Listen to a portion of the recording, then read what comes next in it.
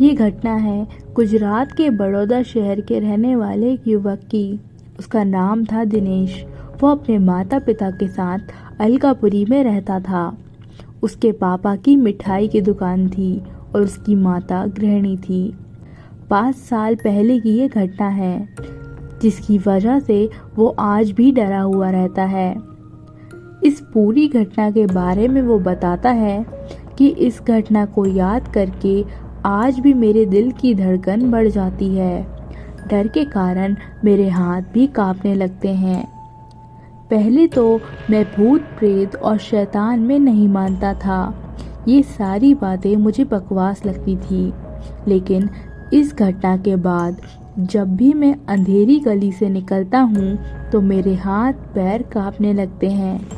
आज मेरी हालत ऐसी हो गई है कि रात को सोने के समय भी घर की लाइट चालू रखता हूँ। मेरे पापा बहुत ही कड़क स्वभाव के हैं। 12वीं कक्षा की परीक्षा में खराब परिणाम आने के कारण मेरे पापा का गुस्सा 7वें आसमान पर पहुँच चुका था। उन्होंने मुझे मार पीट कर घर से बाहर निकाल दिया। मैं बड़ौदा से राजकोट भागकर चला आया।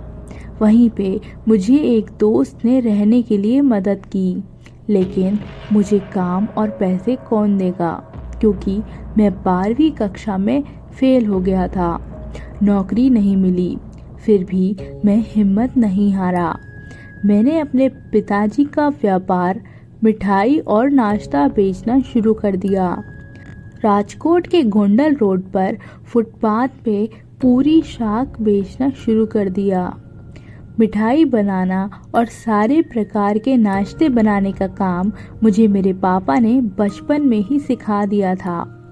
मुझे सब कुछ बनाना आता था, लेकिन पता नहीं क्यों मेरा काम ठीक से नहीं चल रहा था।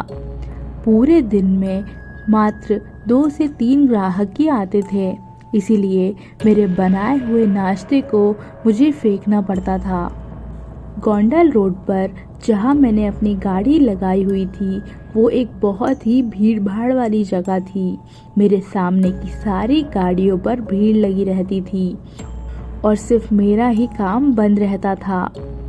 मैंने आखिर में हार मान ली और सब कुछ बेचकर घर वापस जाकर पिताजी के पैर पकड़कर माफ़ी मांगी। ये सोचकर मैं जाने लगा। उस दिन दोपहर के 12 बजे मेरे डर की घटना शुरू हो गई। मैं अपनी गाड़ी के पास खड़ा था। आसपास में बहुत भीड़ भी नहीं थी। मैं पास में दीवार पे पेशाब करने के लिए गया और मुझे ज़ोरदार झटका लगा।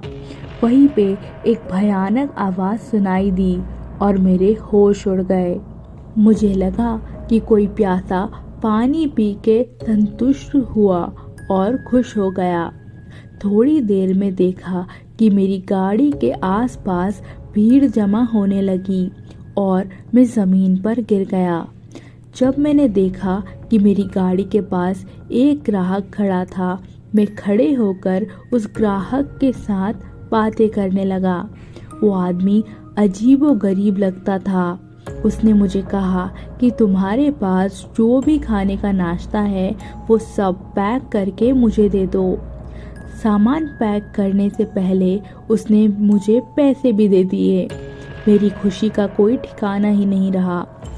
उस आदमी ने मेरी सारी मिठाई और नाश्ता सब कुछ खरीद लिया और मुझे ज़्यादा पैसा भी दिया।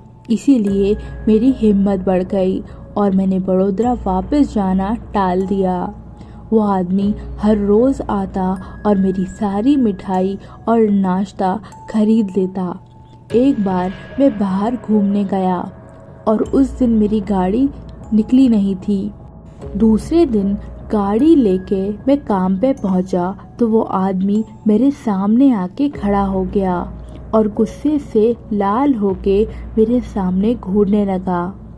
उसने मुझे सिर्फ उतना ही कहा कि मैंने तुम्हें तुम्हारी तकलीफ़ में मदद की और तूने मुझे कल भूखा रखकर इसका बदला लिया।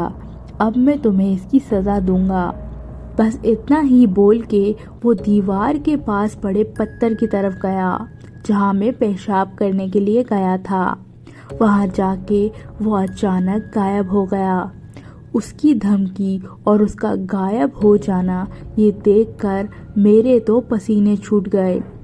उसी वक्त मैं गाड़ी वहीं पर खड़ी करके राजकोट की टिकट लिए बिना बड़ौदा चला आया। पिताजी से माफ़ी मांग ली। अब तो राजकोट शहर की बात तो दूर, उसका नक्शा भी नहीं देखना चाहता। अब तो हर समय एक ही डर सताता है कि कहीं वो रहस्यमय प्रेत इंसान मेरे साथ कैसे बदला लेगा। दोस्तों, आपको ये कहानी कैसी लगी हमें कमेंट करके ज़रूर बताएं, और वीडियो अच्छी लगी हो तो वीडियो को लाइक करें, चैनल को सब्सक्राइब करें। मिलते हैं अगली वीडियो में।